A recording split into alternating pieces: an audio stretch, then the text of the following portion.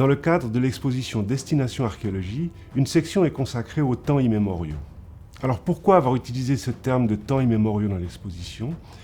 Eh bien, c'est pour illustrer la découverte des chercheurs du XIXe siècle qui se rendent compte de la très haute antiquité de vestiges archéologiques. Et cette très haute antiquité est mise en évidence par la découverte d'outils en silex taillés par les êtres humains dans des niveaux archéologiques qui contiennent des espèces animales aujourd'hui disparues, comme le mammouth ou le rhinocéros laineux.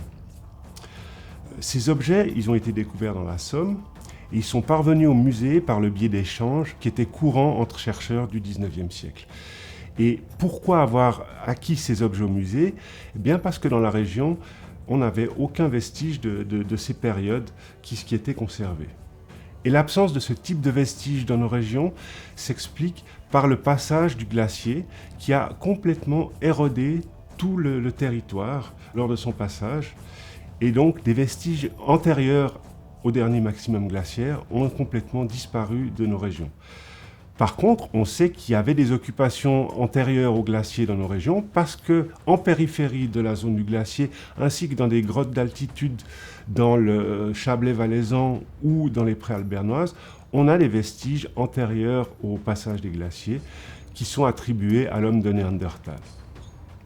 Un des objets présentés dans l'exposition est un biface en silex découvert à Saint-Acheul dans la Somme au milieu du XIXe siècle. Cet objet a été trouvé dans des niveaux archéologiques qui ont livré des restes d'espèces animales aujourd'hui éteintes, ce qui suggéra aux chercheurs de l'époque la très haute antiquité de ce type d'objet. À l'époque, ils n'avaient pas les moyens que nous avons actuellement pour avoir une datation absolue de ce type d'objet, mais on sait maintenant qu'il a environ 400 000 ans. Ce type d'objet qu'on appelle biface est taillé sur les deux côtés, sur les deux faces, de manière à créer un tranchant qui fait tout le pourtour de l'objet et qui peut être utilisé. Cette petite lamelle en silex a été découverte en 1863 par les archéologues Lartet et Christys dans la grotte de la Madeleine en Dordogne.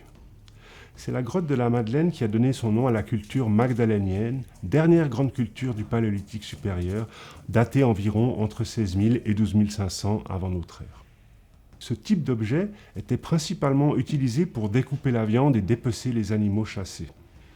Elle était simplement maintenue à la main, sans emmanchement, car c'est le tranchant qui était utilisé, un tranchant brut, et dès qu'il était usé, le tranchant, on utilisait une autre lamelle pour continuer le travail. Donc, ce qui explique la très grande quantité de ce type d'objet dans les niveaux archéologiques.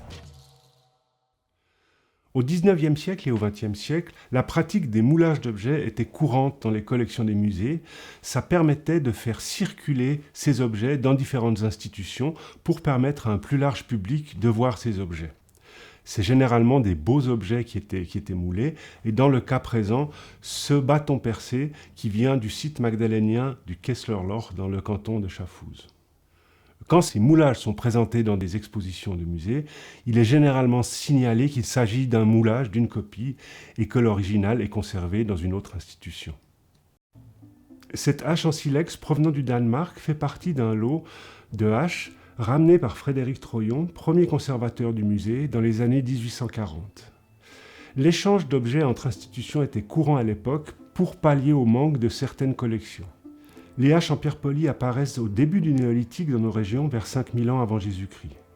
Elles étaient principalement utilisées pour l'abattage des arbres, ce qui permettait d'ouvrir des clairières pour cultiver des céréales, mais également permettait de récolter du bois pour la construction des habitations.